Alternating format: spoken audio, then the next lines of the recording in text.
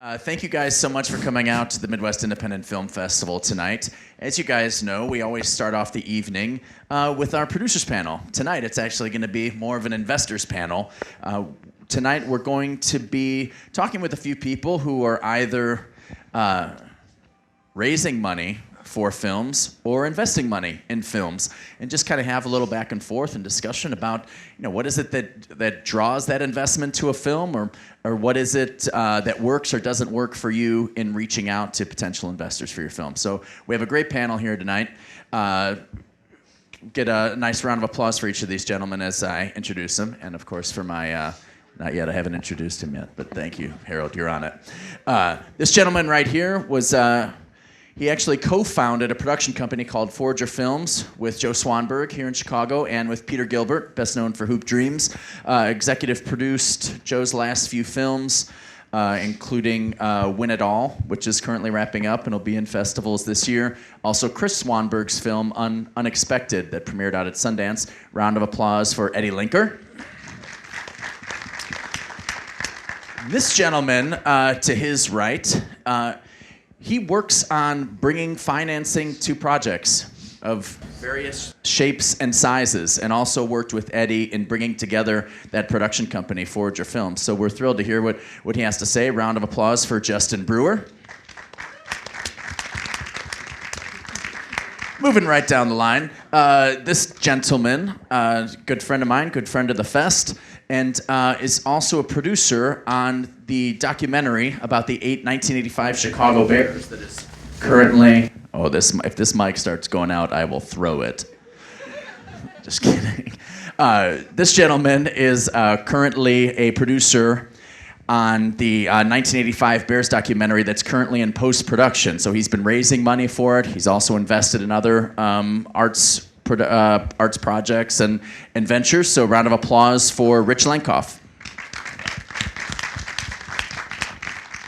Keep it moving. All right, this next gentleman, he's the CEO, founder of New City, one of the great arts publications that we have in town. And he's also a producer on a film called Signature Move, which is going to start shooting here in Chicago in a couple of months.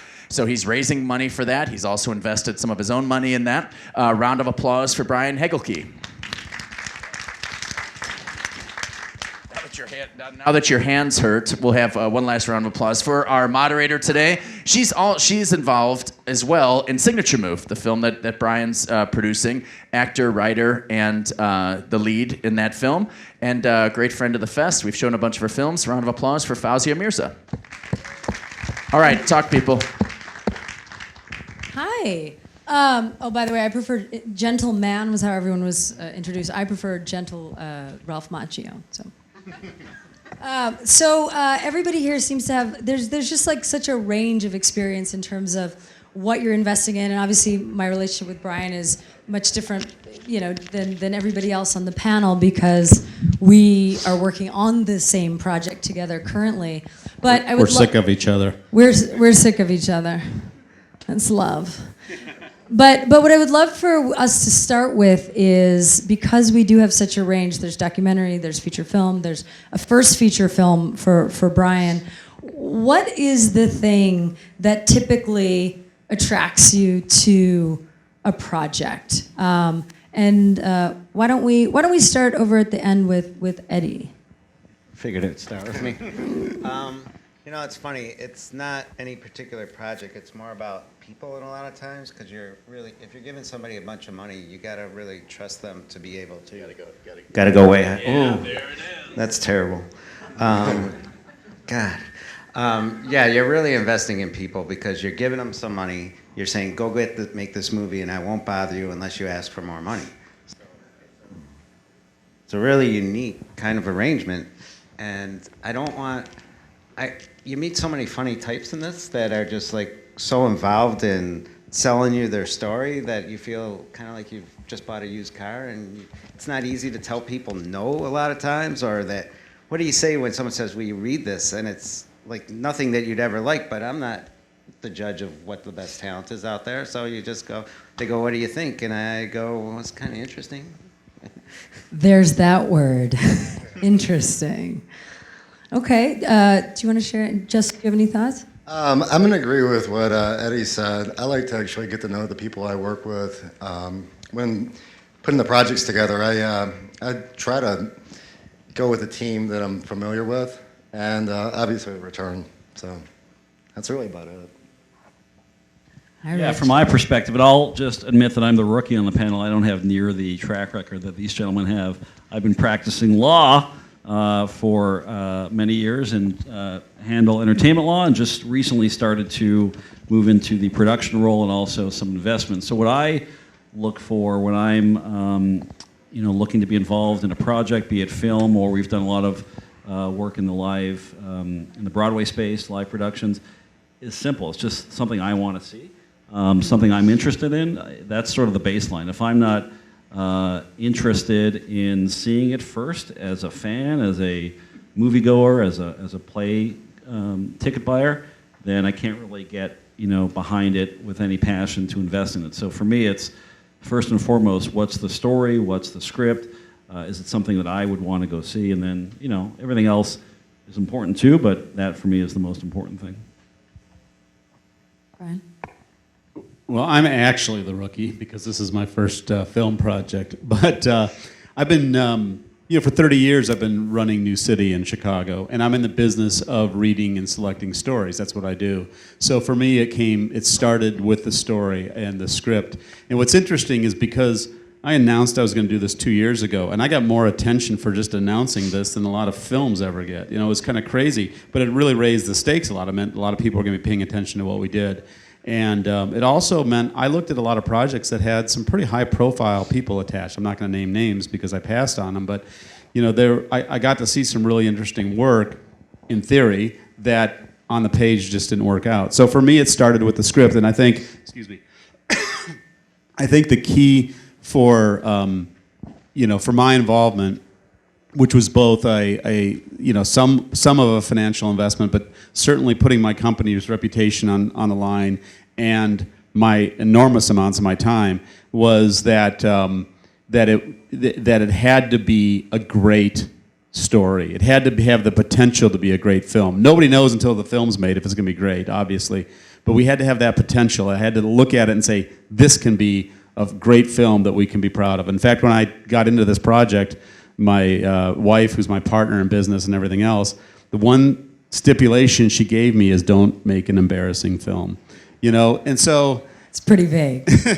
well, but it's having read a lot of scripts, I can and seen a lot of films since then, I can see how that happens, or why that was a concern. So I think the quality of the project has to be there. And what I've found as I talk to a lot of people, both filmmakers and investors, there's a lot of people that get hung up on certain things, like, that are more about sort of how you raise the money than about the project itself. It's like, okay, I'm going to make a horror film because I hear you can raise money and make money in horror. Or I've got, this guy who used to be on the sitcom as a minor character in like the 1980s, but he said he'll maybe act in the film, and somehow that's the calling card. And none of that stuff ultimately matters. What matters is the idea and if it can be a great film, and then you take it from there. Okay, so it sounds like everyone's sort of like the story, the person involved, the people. So then if that's the case, if that's the thing that attracts you, what's the thing that immediately is each of your red flags? Is there one of those things that each of you has, that you look at something, or you looked at a script, or you read a script, or you met somebody and you said, okay, I can't do this. And I know it's hard, right? Because we have these projects, we have these scripts, we have these dreams, we have these ideas, but I think it's really helpful to hear, sometimes we can approach our dreams a little differently when we maybe speak with an investor or somebody who might want to spend all of this time and energy in our project. Eddie? I don't know. I'm sorry. I'm starting with you. Does that suck? I think I hit the button. Do you want my mic? No, I got it. You I got can it? figure it out. Little button on the bottom. Brian just said it a minute ago, and this isn't going to be fair, but I know the people that did this movie aren't here, so I'm pretty comfortable saying it. The red flag to me was, well, we just signed Eric Roberts, and I'm like, okay, who's Eric Roberts? And they're like, but it was like a big thing, because now they said, well, now I could go to Europe or I could go international, and he has a value, and I could sell him, and I was like, All right, that sounds good, I guess. So when they're trying to sell me on just like a name, that's, unless they're going to tell me it's like George Clooney, which I'd be, oh, that sounds pretty good. He'll do a $150,000 movie, great, you know. But I don't think that's going to happen. Go ahead, Justin. For me, probably, I look at the script first, and then I look at the team, and if they can pitch it. Like I have to sit there and go through with people how to present, and a lot of times, if they can't present, it's going to be a difficult time to get them into the room, more or less, like actually getting money. So that's a big deal. That's a really big deal. Yeah, I actually agree with that sentiment. I mean, you have to be able to articulate your vision, not in any sort of stylized or artistic way, but just like in plain English, what you're trying to achieve and why you made this, film or play. For me, another red flag is always over-promising. Someone who comes in promising you the moon, promising that you're going to make a ton of money on a project. I'm always a little skeptical. I mean, the fact is, and it's a little bit of a cliche, but if you're investing in a film or in a play to make money, there's probably better ways to invest your money. There's more safe, there's less riskier ways to, places you can put your money. So someone who comes in and says, yeah, I'm going to guarantee you this, 20, 30% recovery, to me that's a red flag. Even if they have a pretty good track record, that's not why I'm looking to invest my money necessarily. Sure, everyone wants to make money, everyone wants a nice return, but listen, this stuff is a risk, we all know that. I've invested in things that have made a pretty good return. I've also invested in projects that have lost, money. And you have to obviously go into it knowing that that's the risk. And someone who comes in and says, there's a guarantee, I would look a little skeptically at that. Yeah, I mean, it's interesting because, way back in, my childhood when I was in short pants, I worked on 1,000 years ago. I worked on Wall Street myself, and I know there's a lot of film investors have a hell of a lot more financial savvy about investing in general than most of those of us who are raising money for films. So you can't try to fool these guys. They understand risk. They understand the nature of investing, and don't try to fool them. For me, the red flag for what I was looking at was budget size was a big issue. I wasn't looking to do something that was going to be real expensive. And it's interesting. There are a lot of people out there, I think, with unrealistic notions about how much money they're going to raise and spend on their very first film. It's one thing if you've, made films and you're building up to a higher and higher budget level because you've had successes. That's a different thing. But if it's your first movie, for me, I was looking for something where, we could make it for a very small amount of money, relatively speaking, and that meant that theoretically or expectationally we would earn back at least what investors put into it.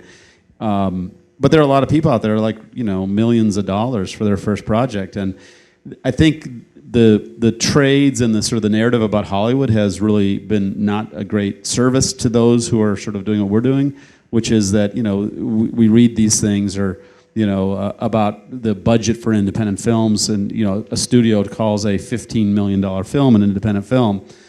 It's not us. Can I jump in with a quick You can question about? jump. Yeah, the budget thing is really interesting because we just started our production company about a year and a half ago, and we're just a couple of projects in, documentaries mostly, low budget. And when I just got started out, again, I had some experience on the legal side of it, but as a producer, we went into our first project with thinking, let's keep the budget super low, let's show our investors that we're very budget conscious, and get on the track to a good return. What we ran into early on, and maybe this is obvious to everyone, and maybe it's just my naivete, but going to investors with a low budget isn't necessarily the best way to sell them. What we ran into is some people in some of the rooms we were in with some of the bigger networks, HBO Sports, Fox Sports, a small budget sort of is good because low budgets are good, but it also maybe detracts from your credibility if you're not at a certain level. Even for a low budget independent documentary, our experience is you still need to be at a certain budget just to have a little bit of credibility. I don't know how you guys feel about that, but Yeah, the general rule is we never tell our budgets because that kind of prices you to the people you're talking to. But I don't think we get caught up in budgets so much. It's more about, it's really important when you take money from people to have a plan to give them their money back, you know, and say, well, we're going to do this movie. It's going to cost us this, but this is why we think we're going to get your money back. Can't guarantee you're going to get your money back, but we have a plan to try and make sure everybody gets their money back. So does that mean? I mean, that's kind of interesting, right? Because so it's like, even if it doesn't happen. I mean, you know, we talked a little. It came up a little bit about you're not investing in film because you think that's the best use of my money for the best return, but you want to know that the people that you're investing in at least have the plan and that they're thinking about it. But if it doesn't happen. Yeah, that's the risk you take. That's the risk of anything. But I don't go into movies thinking, I think of it like a business. So I go into a project and I think we're going to make some money on it, at least have a plan to get our money back over time. Not everyone's going to be successful. You're going to have some really good ones and you're going to have some ones that just don't work. And I'm not the arbitrator of what's good and what's bad, but I try and think that overall I'm going to get this return because I think there's an opportunity in the marketplace right now because of the way things are changing that you could do things at a price point that you're comfortable with, not that somebody else is, and have a plan to go out, sell it, and make that money. And I think that'll exist for a while, and then there'll be a lot more competition, and then it'll be harder.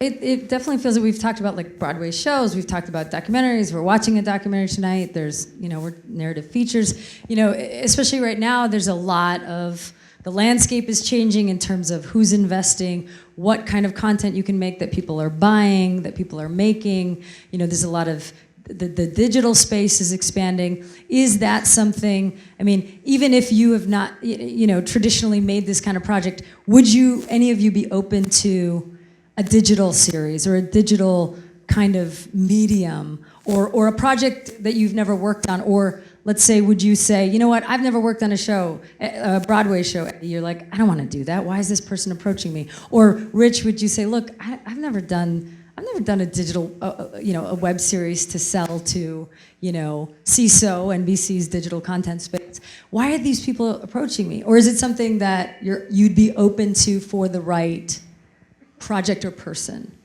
Yeah, well, digital series, I shouldn't probably say this because probably a lot of people are doing them, but kids aren't watching television anymore. I watch television all the time, but you know, all these channels that are evolving, it's not YouTube, it's way beyond that, but they just follow these people. Well, she's an internet phenomenon, and I'm like, the makeup girl? And you know, it just doesn't make sense to me, but doesn't matter. So yeah, I love the idea of a web series. I'm not sure what I'd put on it, but you know, that kind of stuff. I've sat here and heard him say he backed a Broadway play. I'm amazed by that because that's like a labor of love. I've never heard people really making money at that, but there's really good plays out there, kind of thing. Gets us really good VIP seats when we go to the show. But yeah, I mean, listen, the Broadway shows are, I mean, one of the ones we're involved in is Rock of Ages, the Vegas production that's been pretty successful. But yeah, I mean, again, it goes back to the idea that there are better ways to invest your money if you're just looking for a strictly return. You know, one of our goals is to expand our base and to get into other areas. So yeah, I mean, for sure, if it meets the criteria that we're looking for in terms of content and people and platform, we're always interested in things like that.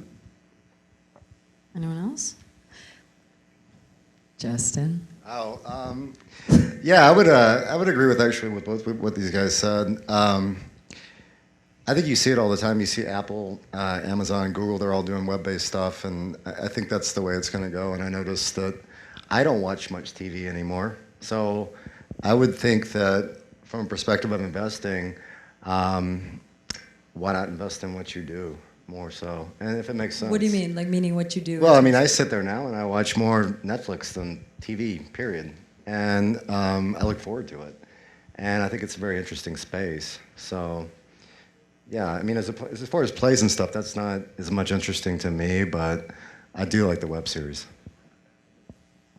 So, you know, one of the things is, like, access, right? Like what's is there anybody in here who is written a screenplay, has a documentary, has written a digital web series? Anybody in here?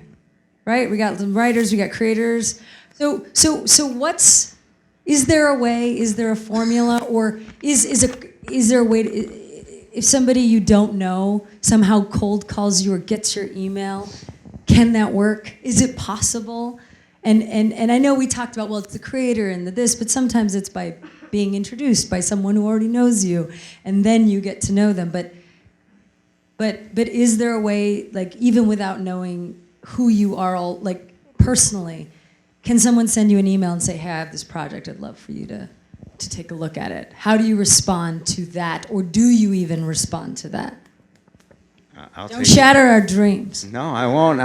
I'm probably the biggest idiot out there when it comes to that stuff. Joe and Peter tell me you don't have to read everything, and I don't get that much, so I read everything. And some of it's interesting, some of it's not. If it's really interesting, then I kind of pass it along and say, hey, take a look at this. There's a lot of projects. There's a lot of people right now trying to make movies, and money's scarce, and so I get a lot of things. But there hasn't been something that's been overwhelming to me that I'd say, oh, this is something I really have to do. But I do read them.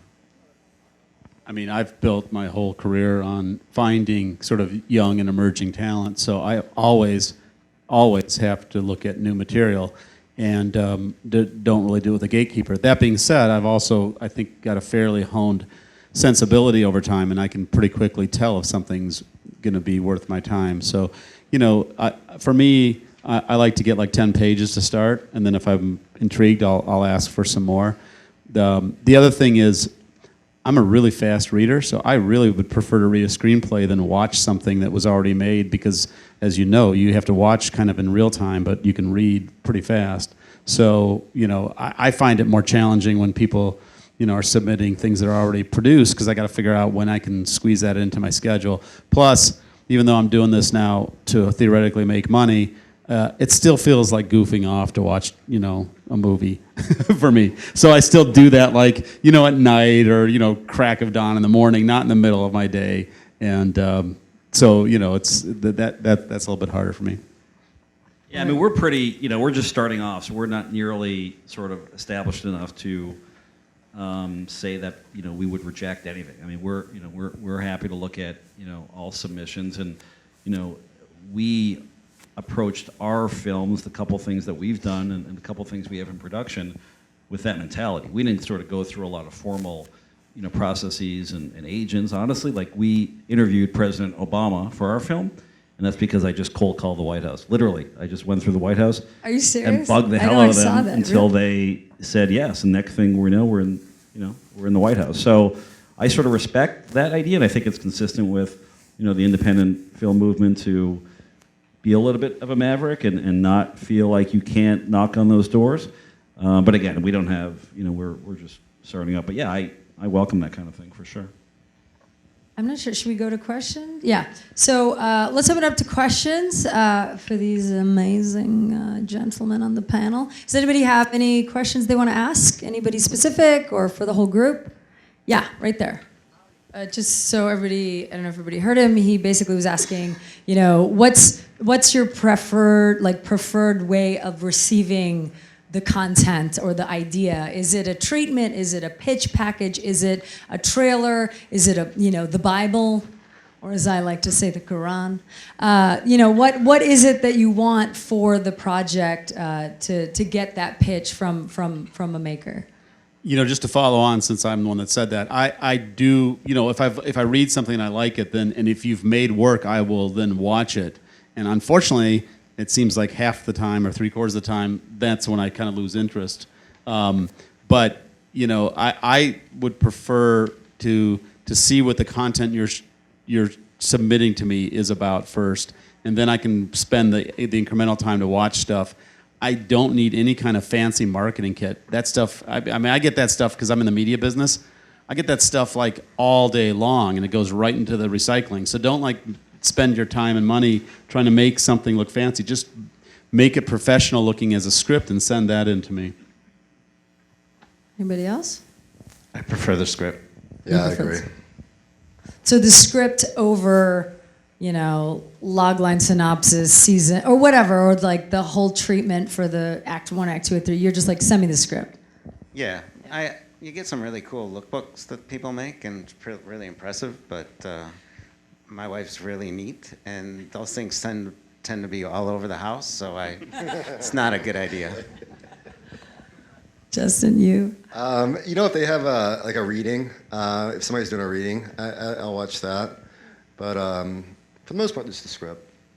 Right on. Anything, Rich? I mean, just from the perspective of someone maybe who's submitting it rather than receiving it, we've submitted lots of treatments. I've run into some companies that have said we won't consider it without a full sizzle reel, and that's tough. It's hard to put money into that at some point. So I think a treatment is we've been pretty successful with submitting some treatments without a full script. And just a quick follow-up question. Do you feel as though, because obviously we're in Chicago and, some people are staying, some people may go to LA or New York or whatever, but do you feel like that's specific to all of us, everyone up here on the panel? Or do you feel like that, it's something that is universal as well to the coasts? Or do you think that's a much more kind of colloquial thing here? I mean, do you feel as though that's like a rule of thumb or something that each of you feels more towards what your preference is?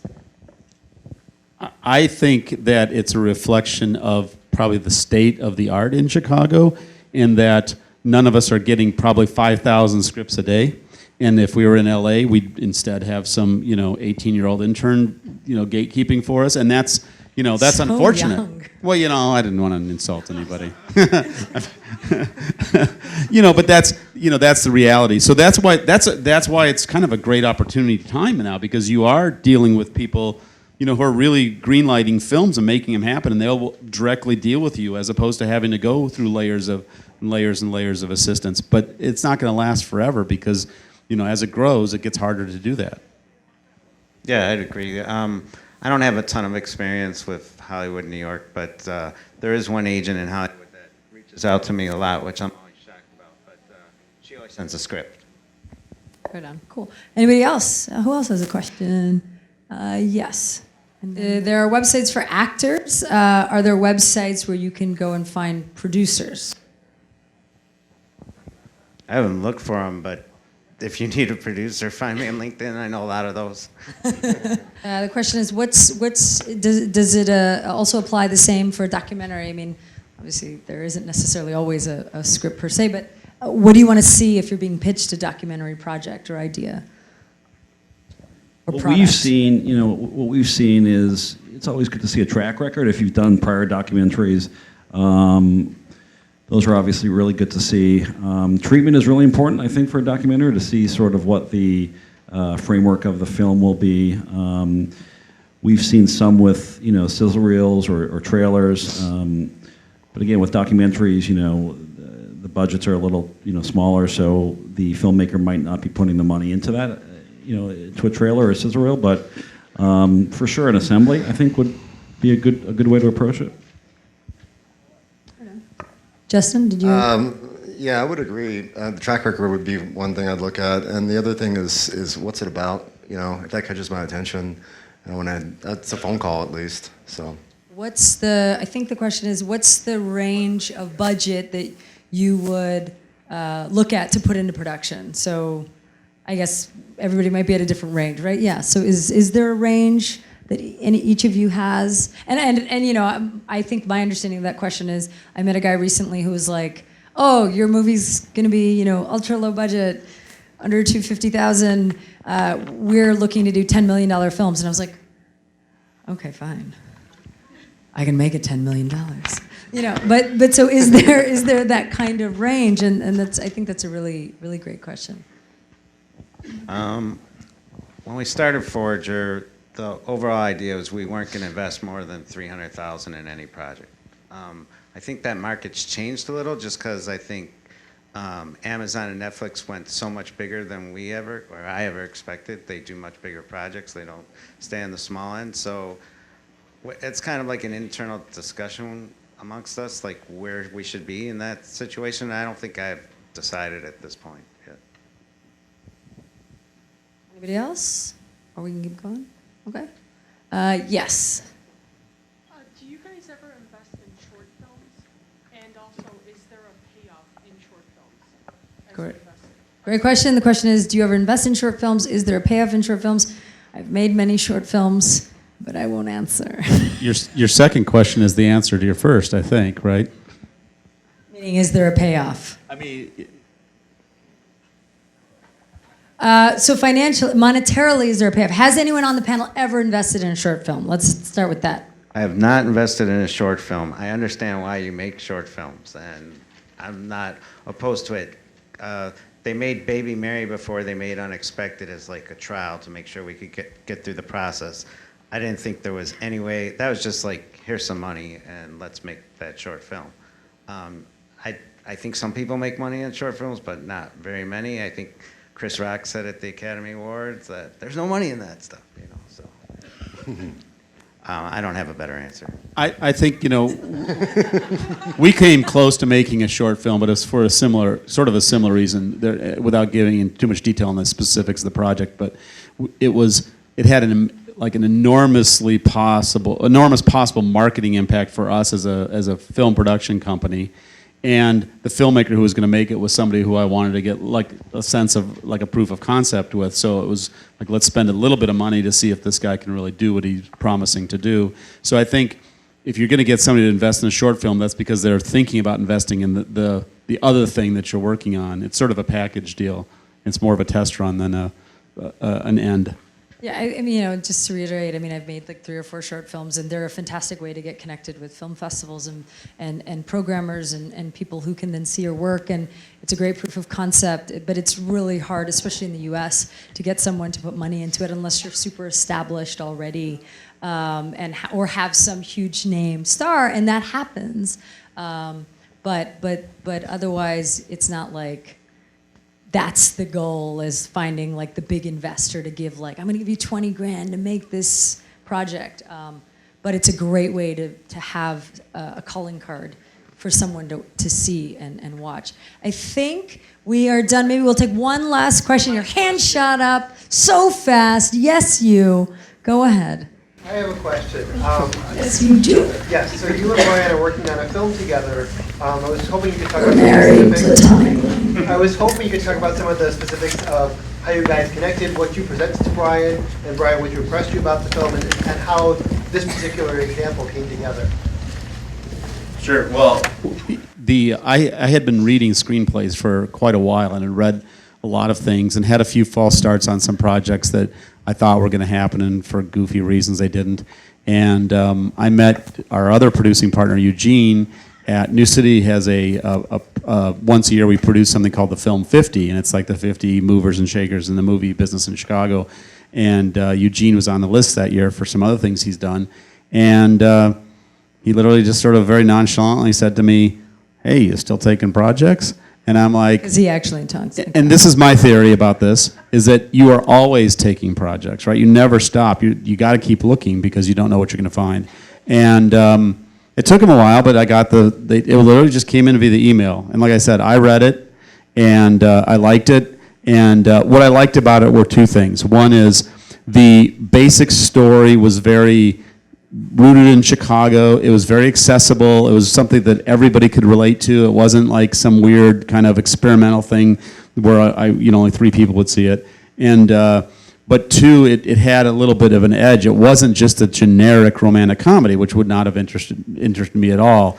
It was a story of a Pakistani lesbian Muslim girl from Chicago who meets and falls in love with the Mexican girl from Chicago, or woman, I should say, but I use it colloquially.